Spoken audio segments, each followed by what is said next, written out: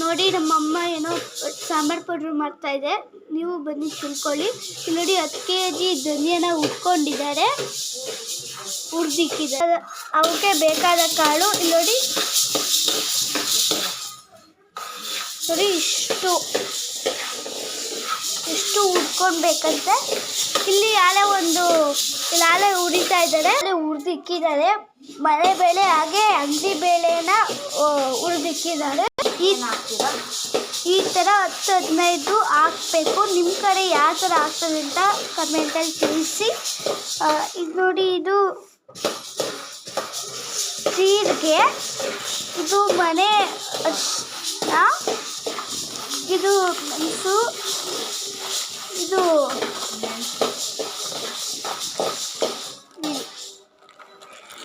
ಇದು ಲವಂಗ. ನೋಡಿ ಆಲೆ ಹುರ್ಕೊಂಡಿದ್ದಾರೆ, ನೋಡಿ ಆಲೆ ಸುರಿತಾ ಇದ್ದಾರೆ. ನೋಡಿ ಈಗ ತಿರ್ಗಿ ಏನೋ ಹಾಕೊತಾ ಇದ್ದಾರೆ, ಕಡಲೆಬೇಳೆ.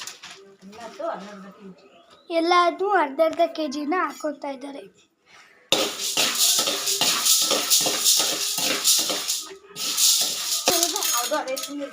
ನೋಡಿ ಇಲ್ಲಿ ಮೆಣಸಿನ್ಕಾಯಿ ಇದೆ, ಒಂದು ಮೆಣಸಿನ್ಕಾಯಿ, ಇದು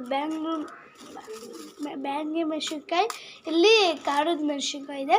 ಎಲ್ಲ ಮಿಕ್ಸ್ ಮಾಡಿಬಿಟ್ಟು ಹಾಕಿ ಮಾಡಬೇಕು. ನೋಡಿ ಇಲ್ಲಿ ಇದೆಲ್ಲ ಹುರ್ಕೊಂಡಿದ್ದೀವಿ. ಇಲ್ಲೆಲ್ಲ ಈ ಹುರಿದಿರೋ ಧನ್ಯದಲ್ಲಿ ಬೇಕಾದರೆ ಗರಂ ಮಸಾಲನೂ ಮಾಡ್ಕೊಬೋದು. ಏಕೆಂದರೆ ಕರಿಬೇವಿನ ಸೊಪ್ಪು, ಗಸಗಸೆ, ಇದು ಧನ್ಯ ಅರ್ಧ kg ಹಾಕಿಸ್ಕೊಂಡು ಸಪ್ರೇಟ್ ಹಾಕಿಸ್ಕೊಂಡ್ರೆ ಇದೇ ಗರಂ ಮಸಾಲೆ. ನಾವು ಹಂಗೆ ಮಾಡೋದು.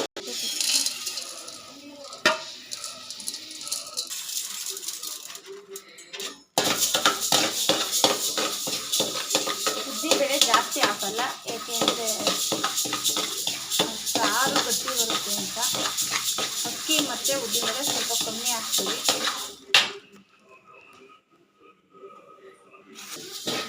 ನೋಡಿ ಫ್ರೆಂಡ್ಸ್, ಹುರ್ಕೊಳಂಗಿಲ್ಲದೆ ಈ ಕಡಲೆನ ಅದಕ್ಕೋಸ್ಕರ ಸ್ವಲ್ಪನ ಹಾಕ್ತಾಯಿದ್ದೀನಿ ನಾನು.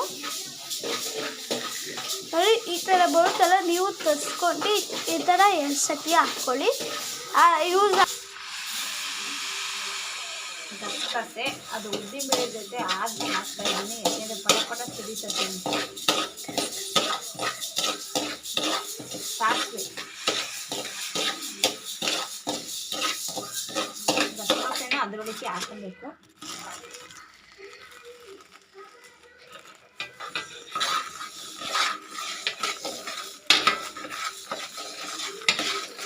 ರೋಸ್ಟ್ ಮಾಡಬೇಕು, ಸ್ವಲ್ಪ ರೋಸ್ಟ್ ಮಾಡಿ, ಅಷ್ಟೊಂದು ರೋಸ್ಟ್ ಮಾಡಬೇಡಿ, ಸಿಂಪಲಾಗಿ ಚೂರು ರೋಸ್ಟ್ ಮಾಡಿ. ಈಗ ಗಸಗಸೆನ ಹಾಕ್ಕೊತಾ ಇದ್ದೀವಿ, ಸ್ವಲ್ಪ ಹಾಕ್ಕೊಳ್ಳಿ. ಸ್ವಲ್ಪ ಎಲ್ಲ ಹಾಕಷ್ಟು ಸಾರು ಟೇಸ್ಟ್ ಬರುತ್ತೆ.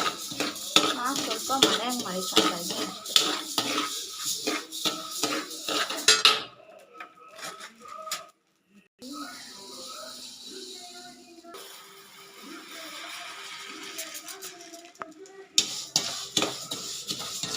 ಜೀರಿಗೆ,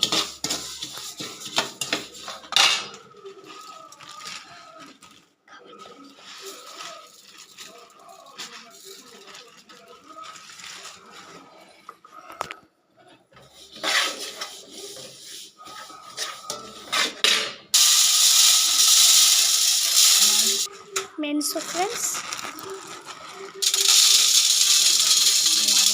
ಲವಂಗ, ಮೆಣಸಿನ,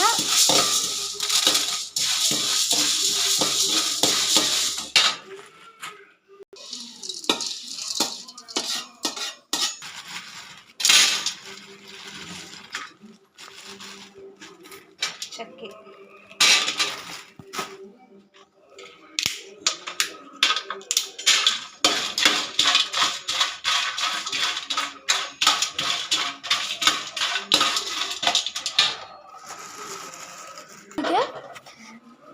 ಮೆಂತೆನ ಹುರಿದುಬಿಟ್ಟು ಇಲ್ಲಿ ಹಾಕಿದ್ದೀವಿ, ನೋಡ್ಬೋದು. ಇದೆಲ್ಲ ಆದಮೇಲೆ ತೆಗ್ದಿಟ್ಟು ಕಡಲೆಕಾಳು ನನ್ನ ಮಗಳಿಗೆ ಹುರಿತಾ ಇದ್ದೀನಿ, ಅವಳಿಗೆ ಇಷ್ಟ.